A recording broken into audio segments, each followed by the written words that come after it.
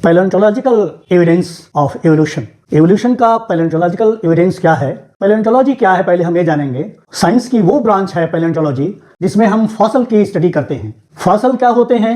Fossils जो हैं वो any form of preserved remain हैं जो कभी जीवित ऑर्गेनिजम्स थे, उनके ये प्रिजर्व्ड रिमेन्स हैं। और इन प्रिजर्व्ड रिमेन से हमें क्या एविडेंस मिलता है कि इवोल्यूशन हुआ। जब डार्विन ने अपनी थियरी दिया था नेचुरल सिलेक्शन, उस समय तक फॉसल के बारे में कोई बहुत जानकारी नहीं थी और डार्विन ने इसको कंसीडर भी नहीं किया था। ये तो नियो डार्विनिज्म में इन सब बातों को इंक्लूड किया गया कि इससे भी एविडेंस मिलते हैं। उस समय जो फॉसल मिलती थी उनको कहा जाता था ये आर्टिफैक्ट्स हैं, ये ह्यूमन के द्वारा बनाए गए हैं या ये गॉड के द्वारा बनाए गए हैं और गॉड ने इनको फॉसल्स को बना के रॉक्स में इंसर्ट कर दिया। ये सुपर नेचुरल क्रिएशन माना जाता था।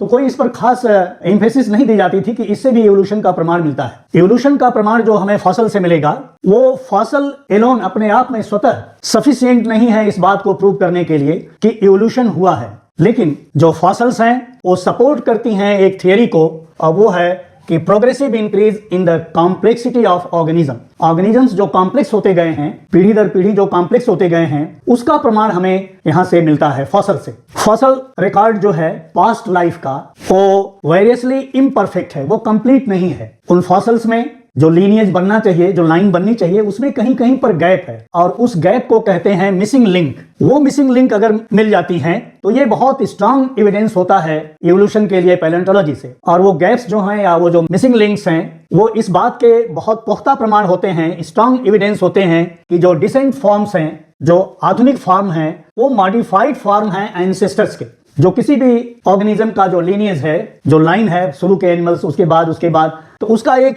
कंप्लीट एविडेंस बनता है और ये पैलेंटोलॉजी को सपोर्ट कराता है इवोल्यूशन के लिए। जैसे जो मिसिंग लिंक्स पॉपुलर हैं वो हैं सिम्यूरिया, ये एम्फीबिया और रेप्टाइल को लिंक करता है, ये मिसिंग लिंक है और ये मिला है रॉक से। इसमें कुछ कैरेक्टर्स एम्फीबियंस के, एम्फीबियन मतलब जो फ्रॉग वाला ग्रुप है, और रेप्टाइल मतलब जो आप स्नेक को जानते हैं, क्रोकोडाइल को जानते हैं, ये रेप्टाइल है। तो इन दोनों ग्रुप के कैरेक्टर्स इस एनिमल में मिलते हैं। ये डेड है, ये फॉसिलाइज्ड है। आर्कियोटेरिक्स का नाम आपने सुना होगा। आर्कियोटेरिक्स रेप्टाइल और बर्ड को लिंक करती है।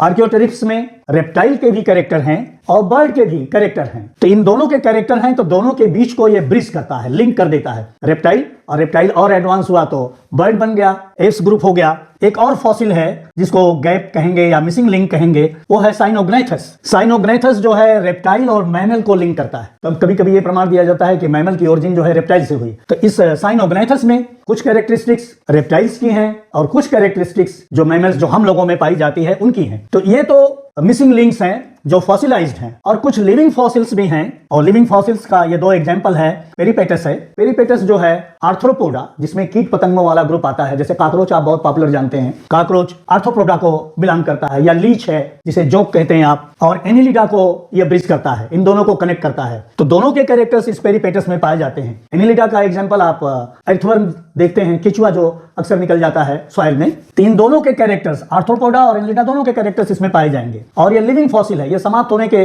कगार पर है, तो ये दोनों को लिंक करता है। उसी तरह से ये लाटिमेरिया है, ये फॉसिल लिविंग फॉसिल है। ये फिश को, जो कि एक्वेटिक एनिमल है, और एम्फीबिया जो कि एक्वेटिक भी है और टेरेस्ट्रियल भी है, दोनों जगह रहता है। एम्फीबायस है, एम्फी मतलब दोनों जगह, ये पानी में भी रहेगा और लैंड पर भी रहेगा। तो इन दोनों के कैरेक्टरिस्टिक्स इसमें पाए जाते हैं। तो इस तरह से फॉसल से, चाहे वो मिसिंग लिंक हैं चाहे वो लिविंग फॉसल हैं, इन दोनों से हमें स्ट्रॉन्ग सपोर्ट मिलता है। जो डार्विन की थियरी है कि डिसेंट जो है वो मॉडिफिकेशन है अपने एंसेस्टर्स के। अल्टरनेटिवली इसके अलावा कुछ ऐसी भी कंडीशन हैं जहां पर इंटरमीडिएट फॉर्म्स नहीं बनते हैं, जहां पर मिसिंग लिंक नहीं बनते हैं, और कुछ थोड़े से अंतराल के बाद एनवायरमेंटल कंडीशंस में कुछ ऐसे चेंजेस हो जाते हैं, सडन चेंजेस, कि सडन नई स्पीसीज जो है अपीयर हो जाती हैं सडनली। तो इसमें कोई इंटरमीडिएट फॉर्म नहीं बनता। जैसे ये सब इंटरमीडिएट फॉर्म है, एक दूसरे ग्रुप को लिंक कर रहा है, और इस तरह से भी नई स्पीसीज बन जाती हैं विदाउट एनी इंटरमीडिएट फॉर्म। तो इस तरह से जो सडन जंप होता है एक स्पीसीज का दूसरी स्पीसीज में, कोई इंटरमीडिएट फॉर्म नहीं बनता, तो इसको कहेंगे जंप को साल्टेटरी इवोल्यूशन। साल्टेयर के मतलब होता है टू जंप। तो ये स्पीसीज डायरेक्टली जंप कर रही है, तो ये हो गया साल्टेटरी इवोल्यूशन।